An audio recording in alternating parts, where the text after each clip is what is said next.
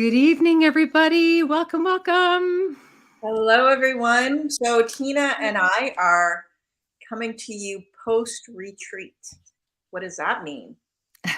It means, well, I don't know for you, Meribeth. It means for me, I'm still a little bit like I'm still in transition. You know how when you have an immersive experience, you're changed somehow, even though you don't really know how. And then as you start to transition into the rhythm of, a regular life, it's like, oh, wow, I don't see things the same way.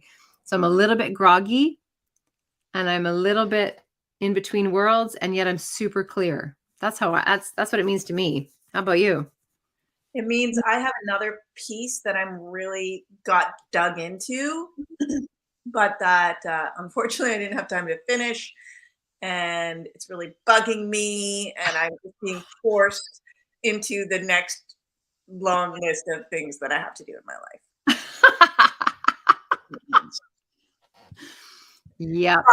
I am also super grateful to that time because it means that I feel like every time I go back there, I get in touch with my writer artist self in the way that's super nourishing to me, and it reminds me that writing to me is more than what I do for work. Nice. So nice.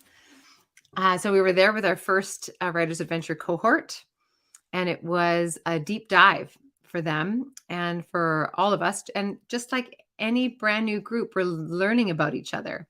And it was our first time in person with each other, which was awesome. It was super awesome. And we got to experience the gifts that Dory brings to the table. You meet us here as writers, but you haven't experienced Dory as a self-care person, as a host, as a yoga teacher, as someone who's there to support the emotional growth of, not support, but support you in the emotional transitions that writing just brings up. This isn't just a head game, right? This is a whole person game. So that was really cool. Yeah. So let's dive into tonight for all of you. Meribeth and I came up with something a little bit different tonight. But before we get there, let's just check in. So do you want me to leave this one, Tina? Sure do. Okay. Tonight, I feel. Tonight, what my artist needs. And what is true for me now is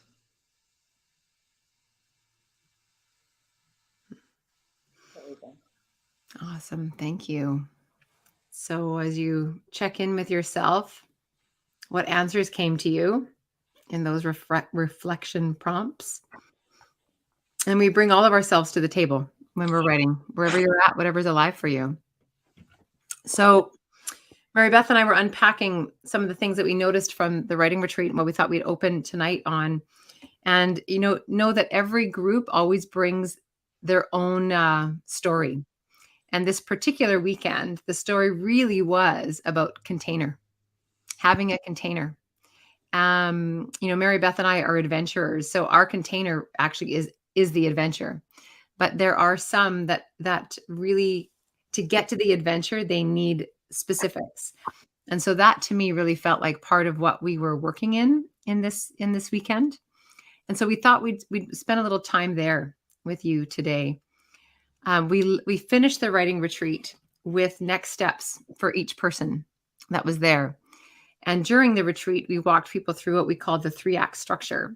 And one of the assignments to get there was to actually draft or map out your table of contents. I'm just going to pass to you, Meribeth, because before we get into some ideas about table of contents, you were talking about just what containers do and don't do and what they mean for us, but what they, I wonder if you want to jump in with that a bit. I'm just going to grab my cord for my computer too, in case it dies. Sure. Okay. So container, another word for container is structure. So there's structure to time spent together. You know, you show up to school and it's not just like, okay, what are we doing now? Huh? There's a plan to it, right? There's something that you can follow and you feel safe. You know what's coming next. And also structure in our writing provides a container. So you know about the general direction you're heading in. And so our writers this weekend, I think that's what they were looking for. And so that's what we tried to give them. Without being too prescriptive and forcing them into a place where they had no creativity left and they couldn't explore. We want them to continue exploring because that's what they need right now. And on that, part of the reason why they need that right now is they're on what we call the collecting stage, or draft 1, and even draft 2. I mean, the truth is you are creative the whole way, but in the very beginning stages, you don't want to be saying no to things yet. And yet, for some of us, we need those, like, well, tell me at least what the 4 walls are that I'm in so that I can feel free. And so one of the things that we did was, it's really interesting. I push against this all the time, but we went into the outline. And I can't stand working with an outline. It makes me crazy because I am an adventurer, right? But we played in the outlines, and we actually filled the whole table. This is what I want you to do. I want you to not tonight because you're writing, but after tonight, take a look at your library of books, because we filled a table with a whole bunch of different kinds of books. And I went through them and said, this is this kind of book. This is this kind of book. This is this kind of book. You know how you can tell? Open up the table of contents. Open up the table of contents and all these different books. That's essentially that person's outline, that author's outline. But how they got to that outline, they might have gone over here and to finally land on this. Or they may have drafted an outline and then chucked it and drafted another one and chucked it, drafted another one, and then it stuck. And then moved all the pieces around like a puzzle. Yeah. And so our writing prompt for you tonight is actually to play in crafting an outline, whether you're in collecting stage or polishing stage, to craft your outline. And there's lots of ways we can get there. Do you want to open on one particular outline, Meribeth? You were talking about themes. Yeah. So my outline that I came up with was actually a theme. Like, what are the themes of my book? An example of the theme is like, I know that place is really important to this story. So the first chunk of my book, Act 1, is going to be all about place. And you could maybe there are specific places that you talk about in your book. So Act 1, place, and you're going to list all those different places and then write into them. Act 2 is time. So maybe, I don't know, geological eras, something like that. I don't know. The Paleolithic era, the Cenozoic era. I don't know, something like that. I'm just making this up, right? And Act 3 is shiny objects. Like, I'm really just making this up. So it could be like, Chapter 1 in that section is my mother's jewelry box. Chapter 2 in that section would be like my grandmother's china. Chapter 3 in that section would be, I don't know. Silverware. Yeah, I don't know. Just like things that are going to launch you into the story, and then your story will revolve around. Here's an example from Sacred Geometry, which is a book that I just picked up right now in research of my own book. And this book does have their table of contents in themes. So knowing that this is a subject matter, sacred geometry. Chapter 1, signposts in the landscape. Chapter 2, patterns in the hills. Chapter 3, measured monuments. Chapter 4, earth measurements. 5, circular reasoning. 6, mountains and monuments. 7, I don't even know what this is. Almendres. 8, a line to Everest, and it goes on and on. And so, when I first started writing Core Story, that was kind of how it started, because I was like, what are the 12 core stories? So my first outline would have been those 12 core stories. And then other things, come into place. So you could try that tonight. Of all the things you want to write about, what are the themes in those things? Another version, this is more like my version. I kind of write like this. This comes from the Untethered Soul. And I kind of look at this as like an outline of stairs. So it's actually like building blocks. So you start with this building block because you can't get to the next building block without it. And your chapters run like that. So if you're someone who's writing a book that has an impact that you're trying to teach people, rather than having diagrams of this and this and this, because that's one way of teaching, but you can't have a book of diagrams, how are you going to lay out the building blocks? It's like kind of like going to school, right? So here's an example from the Untethered Soul. Part 1. So this person puts their outline in different parts. So each part is like a landing on the stairs. So part 1 has 4 stairs. Part 1, awakening consciousness. Stair 1, the voice inside your head. Stair 2, your inner roommate. Stair 3, who are you? Stair 4, the lucid self.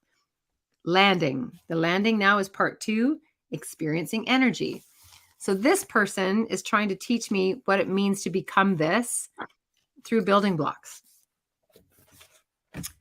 And then this one is actually a really, I think it's, if you don't know where to start, to me, this is like the logical beginning, and it's the chronological chapters or the chronological outline. Like, just tell me about what happened and how it happened in when statements, right? So this is an autobiography is often chronological, but what I love about Katharine Hepburn's chronological structure is she actually uses stories. Stories. She uses stories told in a chronological manner. So she doesn't say, 1945, 1955. She says parents, Hartford, Fenwick, Bryn Mawr, Luddy, early career, the warrior's husband. So she has a story for each of those chronological touch points. That's a super standard, like, memoir type approach. Actually, I just pulled this one off the shelf, one of my faves. And so her table of contents is just different conversations. 1, meeting the public. Who are we separately and together? What can we do to help? Hamilton, galloping towards Ottawa. They're just conversations, right? Each chapter is a conversation. And what is that book, Meribeth? My Conversations with Canadians. So basically it's after years of being on book tours and that kind of thing and engaging with her audience after the tours, people would ask her things that she did not have time to fully engage in, and that kind of got in her. I love that. She would like probably sit there and be like, this jerk, he blah, blah, blah, blah, blah, blah, blah, blah. And so it's like out of those questions and conversations that were sort of started but never properly finished, she wrote the conversations. Oh, I love that. That's really cool. So your writing prompts tonight are really just 3 exercises or 1 exercise. The idea is take this time to play with your outline and maybe play with it 3 ways. What are all the different ways that you could put an outline together and not be attached right now to any of them, but just explore how it could come together. There we go. We're going to leave you with some writing time now. We'll be back to check out with you in an hour and 15 minutes. So happy writing, everybody. Happy outlining, happy chunking, theming, chronological. See you in a bit.